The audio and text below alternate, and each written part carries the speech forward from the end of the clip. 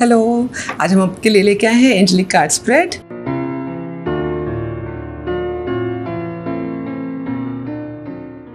चलिए देखते हैं आपका आज का पहला कार्ड हमें क्या बता रहा है। पहले कार्ड से हमें आज यही पता चल रहा है कि कुछ हालात सही नहीं चल रहे हैं और कंडीशंस भी फेवरेबल नहीं हैं। तो अगर ऐसा कुछ चल रहा है तो आपको कुछ और ऑप्शंस को देखने की जरूरत है डिसीजन लेने से पहले। तो अगर हो सके तो वेट कीजिए, अभी डिसीजन नहीं लेना है, लेकिन अगर लेना भी पड़ता है तो बहुत ही सावधानी से चले और अच्छे से प्रोज एंड कॉन्स चेक करके उस डिसीजन के तभी आप डिसीजन लेंगे। तो कहने का ये मतलब है सिचुएशन जो प्रेजेंट है फेवरेबल नहीं है, हो सके तो अवॉइड करें सिचुएशंस को। और ये जो सिचुएशन इस तरह की बनी है उसका जो हमें कारण नजर आ रहा है वो ये है कि शायद आपने काफी ज्यादा खुद को इग्नोर किया है, सेल्फ लव नहीं किया है, खुद को क्रिटिसाइज काफी किया हुआ है और खुद की जरूरतों का ध्यान नहीं रखा है। तो इस वजह से ही कई बार हम इतनी प्रॉब्लम्स में आ जाते हैं। तो शायद ये सिचुएशन इसीलिए हमारे पास आती है कि कितना इम्पोर्टेंट है खुद को भी प्यार करना, खुद की भी ज़रूरतों को समझना और दूसरों के साथ साथ खुद को भी आगे रखना।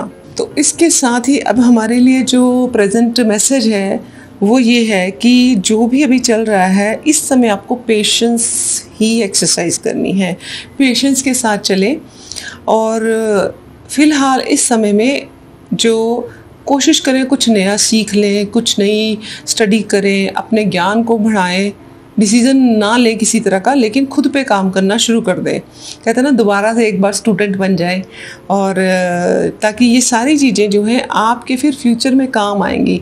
क्योंकि जब भी हमारे साथ एक बुरा समय चल रहा होता है या सिचुएशंस या हालात फेवरेबल नहीं होते, उस समय हमारे पास सिवाय चिंता के कुछ नहीं बचता है या बेबसी के। तो हम बड़े होपलेस फील करते हैं, पावरलेस फील करते हैं और ये फिर आगे फर्दर नेगेटिविटी को इंक्रीज़ करता है। तो इसका जो सबसे बढ़िया तरीका वो यही रहता है कि आप खुद पे काम करें, अपनी किसी न किसी आर्ट में रुचि अगर है तो उसकी तरफ जाएं, कोई टैलेंट है तो उसको आगे बढ़ावा दें या किसी भी तरह की और टीचिंग या लर्निंग लें। जैसे कि आप अगर नहीं करते तो मेडिटेशन सीख रहे हैं, कुछ एक्सरसाइज ऐसी कर रहे हैं। तो इसका जो इस समय में आपने करना क्या है, प्रेजेंट समय में हमारे लिए जो गाइडेंस है वो ये है कि इस समय आप अपना ध्यान जो है अपने किसी टैलेंट को निखारने पे लगाएं। अगर आपके कोई शौक है, कोई हॉबीज़ है तो उस पर आप काम कर सकते हैं। किसी चीज़ को सीखना चाहते हैं वो सीखें, अच्छी किताबें पढ़ें, अपने ज्ञान को बढ़ाएं या कोई भी ऐसी चीज़ जो कि एक नई लर्निंग आपकी लाइफ में लेके आए। क्योंकि जब आप लर्निंग करते हैं, किसी भी नई चीज़ को सीखते हैं, तो जो भी आपकी लाइफ की सैडनेस है, नेगेटिविटी है या ऐसी वरी वाली ऊर्जा है वो कन्वर्ट हो जाती है पॉजिटिविटी में। सो इस समय जो हालात चल रहे हैं, जैसे कि हमने देखा है कि अगर फेवरेबल हालात नहीं हैं, आप किसी डिसीजन पे नहीं पहुंच पा रही है तो आप सिर्फ एक वरी में रह रही हैं। तो इस समय के लिए सबसे बड़ा ये इसके लिए जो सोल्यूशन है वो यही है कि अपने आप के टैलेंट को निखारने में ये समय दें। किसी अगर आप क्रिएटिव हैं तो क्रिएटिविटी बढ़ाएं अपने अंदर की या कोई भी नई चीज़ सीखें। उससे ये जो नेगेटिविटी है वो एक पॉजिटिव ऊर्जा में बदलनी शुरू हो जाएगी।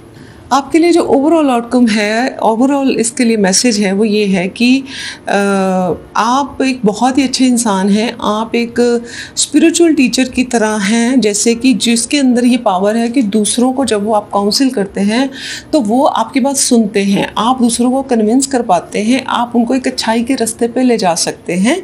तो ये आपके अंदर की जो इनबिल्ट चीज़ है ये इसको बनाए रखें और इसी तरह से आपका इसी से रिलेटेड आपका डिवाइन लाइफ मिशन है जो कि मैनिफेस्ट बहुत जल्दी हो जाएगा। आपके अंदर के जो स्पिरिचुअल गिफ्ट्स हैं उनको आप पहचानें और पूरा फोकस अपने डिवाइन लाइफ मिशन की तरफ लगाएं। तो जब आप इस तरह चलेंगे तो डेफिनेटली आपकी लाइफ में और भी खूबसूरती आनी शुरू हो जाएगी। तो जो हेल्थ कार्ड है वो भी हमें ये बता रहा है कि आपने अगर कुछ भी डिसीज़न लेना है किसी भी चीज़ को लेके इस प्रेजेंट समय में, तो आप उसके लिए थोड़ा सा और रिसर्च करें, थोड़ी सी और ऑप्शंस उसके बारे में ढूंढें ताकि आप सही एक इन्फॉर्म्ड डिसीज़न ले सकें। जल्दबाजी नहीं करें, थोड़ी सी रिसर्च और करें डिसीज़न लेने से पहले। और जो अब हमारे पास आज आर्कएंजल माइकल का मैसेज है वो ये है कि कमिटमेंट ज़रूरी है किसी भी चीज़ के लिए, चाहे वो सेहत के लिए है, रिश्तों में है, या कोई भी अपने साथ आपने जो भी कुछ भी करना है तो एक कमिटमेंट ज़रूर अपनी लाइफ में लेके आएँ। कमिट करें अपने आप को कि अगर आपने कोई अच्छी आदत अपनानी कि मैं अपने आप को कमिटमेंट देगी, मैं ये चीज़ करूँगी, या अगर आपने कोई रिलेशनशिप में भी तो भी उसमें कमिटमेंट लेके आए। लाइक जिस मर्जी हालात से आप गुजर रहे हैं, आपके लिए जो प्रेजेंट मैसेज है कि कमिटमेंट से घबराए नहीं। कई बार हम कमिटमेंट करने से डरते हैं, हमें लगता है कि अगर कमिट कर देंगे तो हम बंद जाएंगे या हमारी फ्रीडम ख़त्म हो जाएगी, तो इस तरह नहीं है। कमिटमेंट करने से आप अपने मन को काबू में कर सकते हैं और आपकी पर्सनैलिटी में निखार ही आएगा। और मैं हूं परम, और आप मेरा इंटरप्रिटेशन भी जानेंगे इस वीडियो के एंड में। अगर कंडीशंस फेवरेबल नहीं है तो क्या करना चाहिए? मान लीजिए आपका ट्विन आपकी बात नहीं सुन रहा है, या घर वाले परेशान कर रहे हैं शादी के लिए, या कोई और इशू चल रहा है इस समय, और अब आप ये सोच रहे हैं कि अब क्या किया जाए। तो जैसे कि कहा गया है कि कुछ इंतज़ार करने की ज़रूरत है, अपने आप पे काम करते रहने की ज़रूरत है, और इस समय को निकल जाने देने की ज़रूरत है। इंतज़ार करना भी तो एक क्रिया होती है।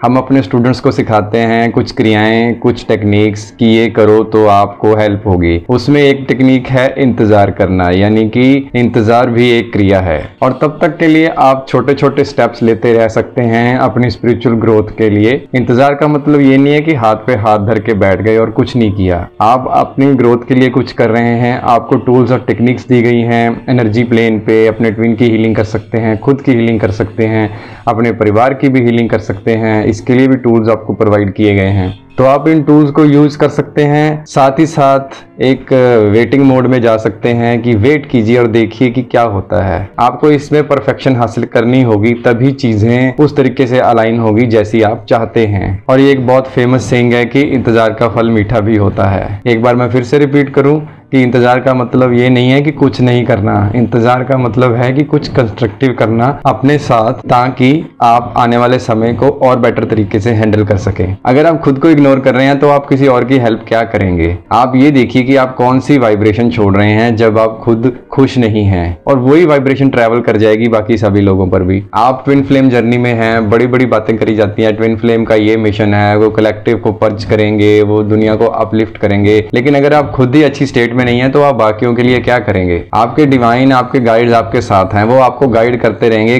कब आपको दूसरों के लिए कुछ करना है। लेकिन उससे पहले हमें जल्दी नहीं करनी है, रिलैक्स रहना है, एफर्टलेस एफर्ट के वे में काम करना है। अगर आप हायर जा चुके हैं स्पिरिचुअल ग्रोथ में और आप चाहते हैं कि बाकियों को भी हायर लेके जाएं, तो इस काम में भी हमें जल्दबाजी नहीं करनी है। ये धीरे धीरे होगा अपने समय के साथ, जैसे आपकी गाइडेंस आपको गाइड करती जाएगी। कुछ आप में से ऐसे हैं जो अभी काम कर रहे हैं अपने आप पर, और कुछ ऐसे होंगे जो काम करके आगे निकल चुके हैं। तो हम कह सकते हैं कि आप अपने एक लाइट वर्कर के रोल में आ चुके हैं, या आप एक लाइट हाउस बन गए हैं। लाइट हाउस वो होता है जो समुद्र के किनारे पर एक लाइट की बिल्डिंग होती है, जिसमें से लाइट सारी तरफ जाती है, और जो शिप्स होते हैं आने वाले, उनको ये पता लग जाता है कि लाइट हाउस वहां पे है तो वहीं पे किनारा होगा, हमें उस डायरेक्शन में जाना है। तो इसमें गौर करने वाली बात यह है कि लाइट हाउस शिप को बचाने के लिए उनके पीछे नहीं भागता। लाइट हाउस वहां पे खड़ा होकर एक सेफ जगह पे स्टैंड करके अपनी लाइट को सभी तरफ फैलाता है। जिसको उस लाइट को फॉलो करना है वो कर सकता है, और जिसको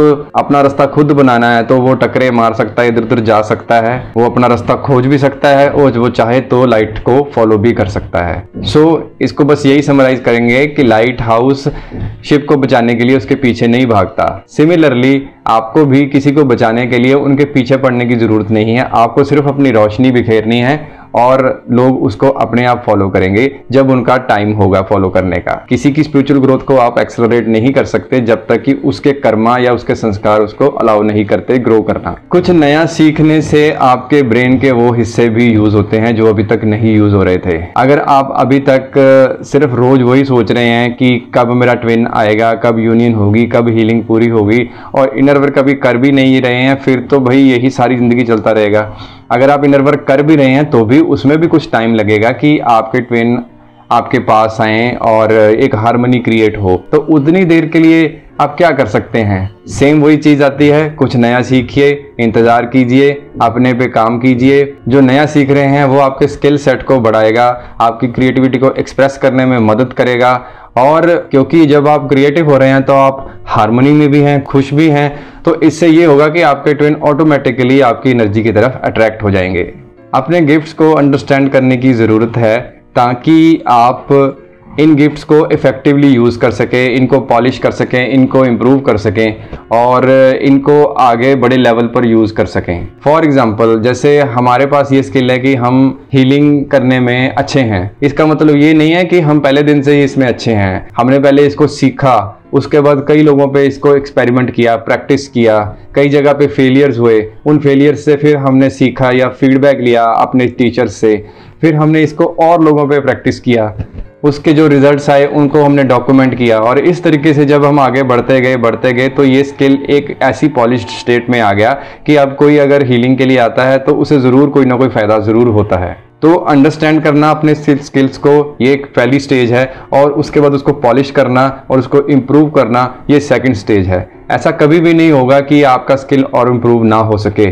जिस दिन आपको लगे कि अब आप और इम्प्रूव नहीं कर सकते, उस दिन समझ लीजिए कि आप भगवान बन गए, और भगवान बन जाना थोड़ी ज़्यादा अति हो जाएगी। इसलिए मैं यही कहूँगा कि अपने ऊपर काम करते रहिए हमेशा, यही आपको और आगे लेके जाएगा। हेल्थ के रिलेटेड अगर आप कुछ बड़े डिसीजंस ले रहे हैं और कुछ सर्जरी या बड़ा ऑपरेशन की बात हो रही है तो ये वर्थ होगा कि ऑल्टरनेटिव हीलिंग टेक्निक्स को भी चेक किया जाए।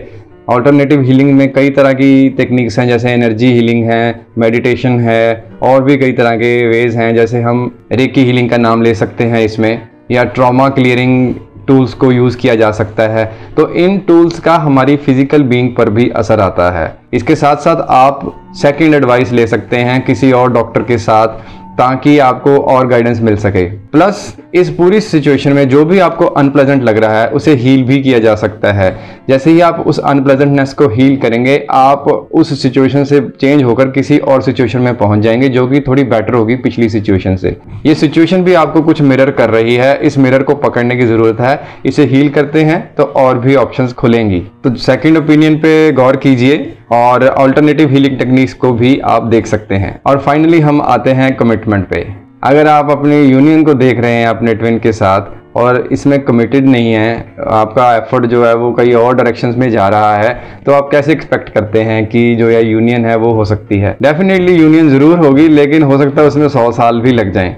अगर आप कमिटेड हैं और आप उसी डायरेक्शन में आगे बढ़ रहे हैं जिस डायरेक्शन में आप कमिटेड हैं, तो ये यूनियन होके ही रहेगी। कमिटमेंट का ये मतलब नहीं है कि आप अपने ट्विन को कहें कि भाई मैं तेरे से ही शादी करूंगी या मैं तुमसे ही शादी करूंगा। कमिटमेंट का मतलब होता है अपने खुद के साथ एक ओथ लेनी, या एक खुद के साथ एक प्रतिज्ञा करना, या खुद को एक कमांड देनी कि मैं अब इस डायरेक्शन में ही आगे बढ़ूंगा। आप थोड़ी रिसर्च कर सकते हैं, पता कर सकते हैं और क्या अल्टरनेटिव्स हैं, या आपको आगे किस डायरेक्शन में जाना है। और जब आपकी रिसर्च पूरी हो जाए तो उसके बाद फिर आपको अपने साथ ये कमिटमेंट कर लेनी चाहिए कि अब मैं इस डायरेक्शन में हाथ धो के पीछे पड़ जाऊंगा। जब तक हम हाथ धो के पीछे नहीं पड़ते तब तक होता भी कुछ नहीं है। तो बस आपको एक डायरेक्शन में अपना एफर्ट डायरेक्ट करना है, एनर्जी मूव होनी शुरू हो जाएगी और चीज़ें अपने आप आपके सामने रिजल्ट्स और शेप लेना शुरू कर देंगी। तो आप कमिटमेंट कर सकते हैं अपने साथ और आगे बढ़ सकते हैं अपनी जर्नी में। आई होप कि ये एक्सप्लेनेशन आपके किसी काम आएगी। पहले कार्ड से कुछ पता चल रहा है कि शायद आप एक कोई डिसीजन लेना चाह रहे हैं, कुछ कन्फ्यूजन की स्थिति बनी हुई है और आप डिसाइड नहीं कर पा रहे हैं। तो अगर आप कुछ ऐसी सिचुएशन में हैं जिससे कि आपको स्ट्रेस हो रखा है, टेंशन हो रखी है, और तो उसके लिए जो आपके लिए मैसेज है वो ये है कि फ़िलहाल आप सावधानी बरतेंगे उस चीज़ के बारे में, कोई भी डिसीज़न लेने से पहले और कोई भी निर्णय भी लेने से पहले सिचुएशन के लिए थोड़ा सा और डीपली इस सिचुएशन को समझने की कोशिश कीजिए, इससे पहले कि आप अपने मन में कोई डिसीज़न ले सकें या किसी के बारे में भी कोई ओपिनियन फॉर्म कर सकें। तो थोड़ी सी कॉशन यूज़ कीजिए और इन्फॉर्मेशन थोड़ी और गैदर कीजिए इससे पहले कि आप किसी कंक्लूजन पे पहुँचे।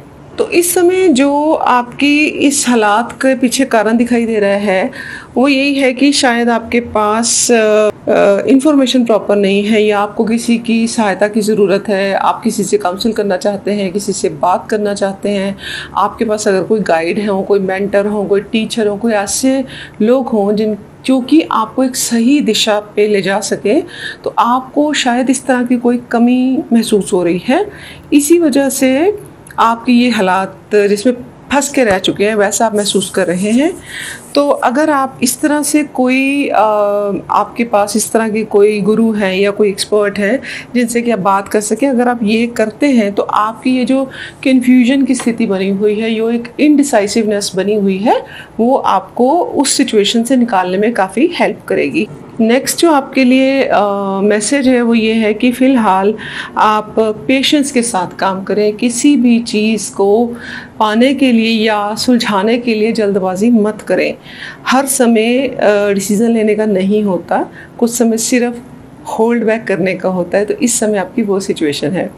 बहुत सारे स्टूडेंट्स हमारे साथ जब वो इनर वर्क करते हैं तो उनके बहुत सारे क्वेश्चंस होते हैं और वो चाहते हैं कि ओवरनाइट उनकी सिचुएशन सॉल्व हो जाए, लेकिन हम सब जानते हैं ये पॉसिबल नहीं है। तो वो क्या करते हैं, वो हमसे बात करते हैं, like then we are able to again bring them back to the previous situation. हम उनको बात करके फिर वही उस सिचुएशन पर लेके आते हैं, उनको प्रिपेयर करते हैं कि वो इस समय में सेल थ्रू करें। और पेशेंस हमेशा ही रखनी पड़ती है।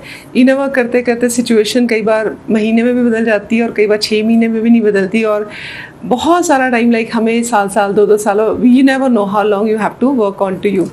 तो बहुत समय कई बार आपको अपने पे काम करना पड़ता है, और जब ये हम काम कर रहे होते हैं अपने पे, अपने हालातों को बदलने के लिए, तो सबसे बड़ा साथ हमें चाहिए होता है उस समय पेशेंस का। तो सब्र बहुत ज़रूरी है, लेकिन है कि ट्रस्ट बनाए रखें। किसी भी प्रोसेस पे अगर आप चल रहे हैं तो उसमें अपना विश्वास कायम रखें, पेशेंटली चलते रहें। जो भी हालात अनफेवरेबल नज़र आ रहे हैं, समय के साथ साथ अपने आप ये फेवरेबल होते चले जाएंगे।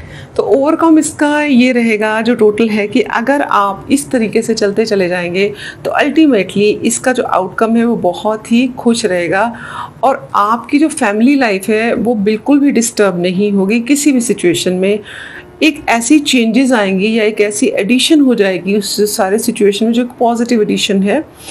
उससे क्या होता है, जो भी होगा वो कहते हैं ना, सबके लिए अच्छा ही होगा। जो भी होगा वो हाईएस्ट गुड ऑफ ऑल के लिए ही होगा। तो जो मैसेज है वो ये है कि चलते चले जाएं अपनी इस जर्नी में, अपने पे काम करते चले जाएं, और जो नज़र है वो अपनी मंजिल पर रखें। डेफिनेटली पॉजिटिविटी ही आपको आगे। तो thank you so very much. अगर आपके कोई भी कमेंट हो तो आप कमेंट सेक्शन में छोड़ दें। कोई भी क्वेश्चन है तो आप कमेंट्स में छोड़ सकते हैं। अगर आपने कोई पर्सनल गाइडेंस हमसे लेनी है तो आप हमें हमारे नंबर्स पे पर्सनली कांटेक्ट भी कर सकते हैं। Thank you so very much. Will see you next time.